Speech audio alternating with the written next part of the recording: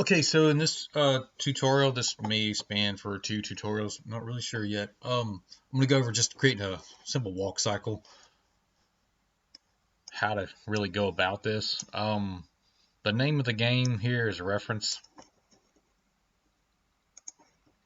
You want to reference walk cycles that have already been, that you've got laid out, because more than likely you may think you know walk cycle, but then you get to doing it, and there's a few tricks. If you notice, I've only got 1, 2, 3, 4, 5 keyframes here, basically. Not a lot of in-betweens. You could put more in-betweens there, to start cleaning it up, but you got your major pose. You got your starting out, and you got your in-between, then you got your what is a pasted copy of the first frame, but these standing positions are kind of your in-betweens right there. So usually when I create these walk cycles, I'll create my first pose, then I'll go and create my second pose. Usually the in-betweens come last. We'll see how it goes. So yeah, let's first I'll show you how to bring these reference images in. Now you can basically find any of these reference images online anywhere. These kind of like automated videos, basically. You could use let's see, I've used these before right here. Oh, you can't see this on this screen. Yeah, it goes blank. You could use any plethora walk cycle.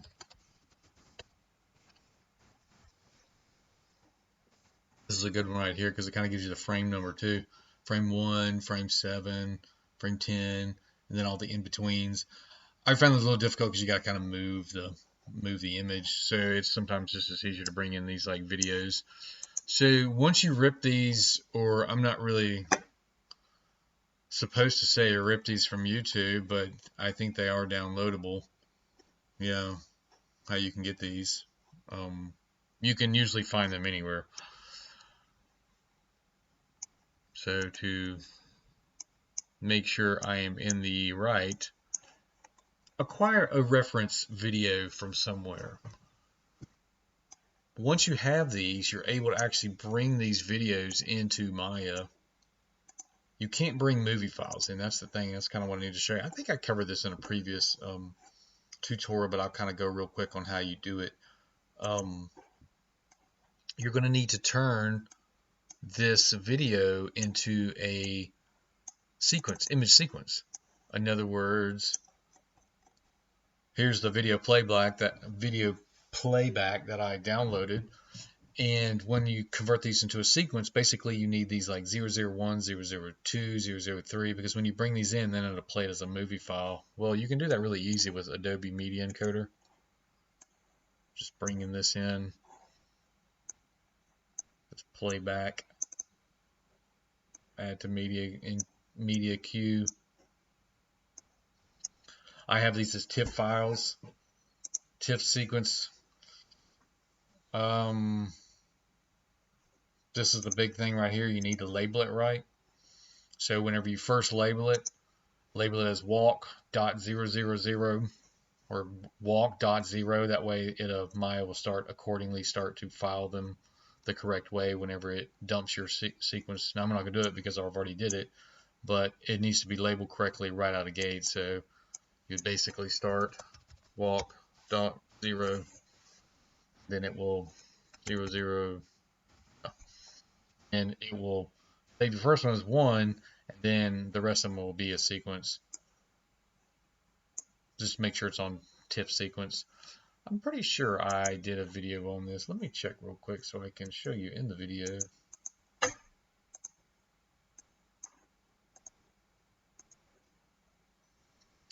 Rendering a playlist is to make a loop. Adobe and mesh. Making a loop. Well, I'll look for it and make sure it's in there. But this is how it's done. So once you create the sequence, you basically can go to, okay, well, since I'm not doing that, let me shut this. Move this. Create an image plane. Doesn't really have to be perfect, just as long as it's going to be big enough to scale, because you're probably going to have to scale it anyway with your model, or scale your model accordingly. So I know I'm going to have it at this direction here. Wait, I want to start a new sequence.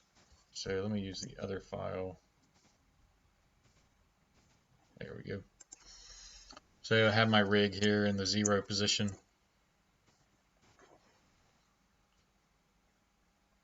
I'm just going to add this to plane.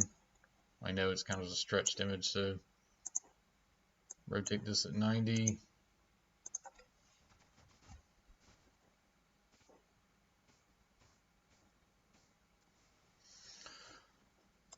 I'm going to assign a new material.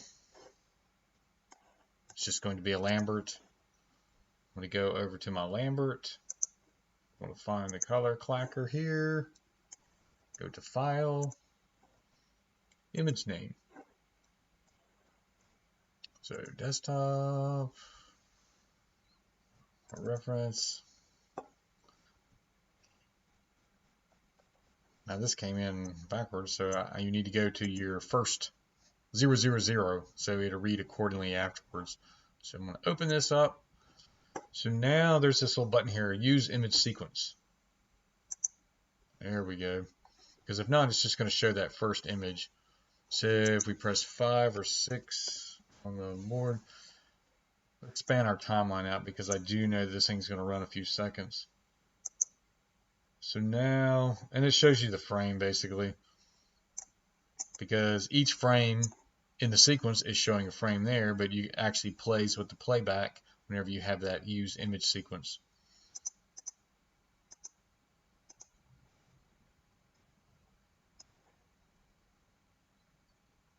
Cool.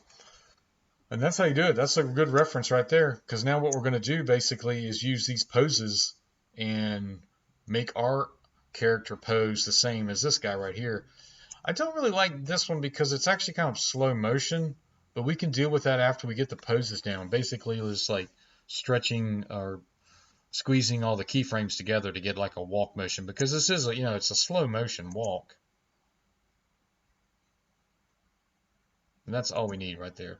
So I don't want from the start. What I want to do is try to create a walking loop cycle. In other words, to where you can start it from the beginning if you want to, but this right here, I've got a walking loop cycle basically that just loops over and over. So it looks like a walk.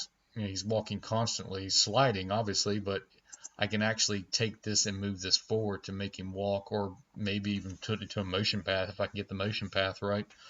So let's do that. Now, if your character's at a standstill and walk, then you've got to approach it that way. You could possibly use this because he is a standstill and put him in motion that way. But if you create a loop cycle with it, you can kind of go ahead and put him in motion and have him walk, or explore these options a little bit more better, I think. But you'll initially need to get this one pose down, which is why this is important to actually learn if you've actually never done this before, because the walk cycle is a task. So let's move this to the side.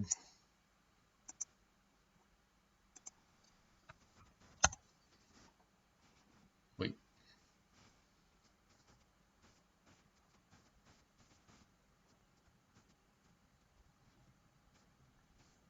Of course, I adjusted the wrong value. I'm going to move this back here. I always like to do my stuff walking left to right every time I do a walk cycle. I don't know, it's just something I did. Like if I can kind of turn the screen to where I'm doing left to right, that's just always been easier to me. You may find it easier the other way. This being said, I have to reverse the mesh on this to kind of flip this around. So there we go. So I'm going to go to my side view right here. 6, so you can actually see the guy. Now you can either do this two ways. You can actually scale your character to this guy or scale your thing to it. Now this person is obviously not going to fit this, but we're going to try to make it fit as much as we can in terms of the robot. I just really need the initial poses. It's always good if you can draw out your own reference models. It's on the side, but I want it to go to the first expanded walk position, which is going to be right there. That's where I want to go. So I think that is going to be about right. I can usually mess around with the hands and the body. It's just the legs that really throw me, so that I have to kind of do a lot of research for the legs. So I keep it right like that. Now, just to make sure, this is the leg that's front. I got lost last time. So frame 39 is where I will really want to start. So what I'm going to actually do is, and I can switch this later, I'm going to do my timeline to 39. It's only going to start on 39.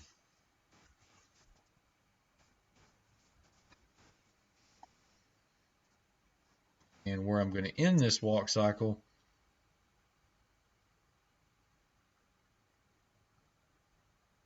actually let's go 45. That looks like a more planted position for that foot. I'm going to end it right as it's done a complete cycle, right there. So 155 is going to be my max. So I am going to basically copy every single frame from 45 to 155. That's going to be a complete loop, because 45 is basically the same as 155. Now look at this, that leg is in front, so I know that's going to be my plant leg. So I'm going to go ahead and move this thing just so I kind of don't forget. Okay, so let me get the back straight too, because we can use a lot of this front reference here. So I'm just going to control duplicate, just move this back over here and rotate it another 90, or now we're going negative 180. I'm going to go to this view here, press 6, just so I can see what's going on.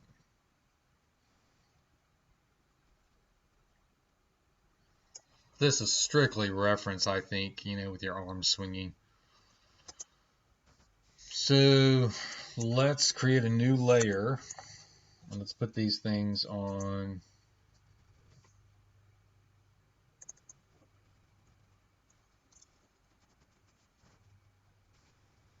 So now I can turn them off whenever I really get in the goal of things.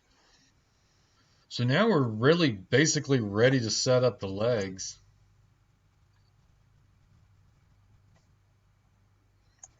So with that being said, I want to end this tutorial because I don't want to overwhelm too much, and we will continue the next tutorial with the actual leg posing, and then we'll do the upper body and try to do a motion pass, see how far we can do it.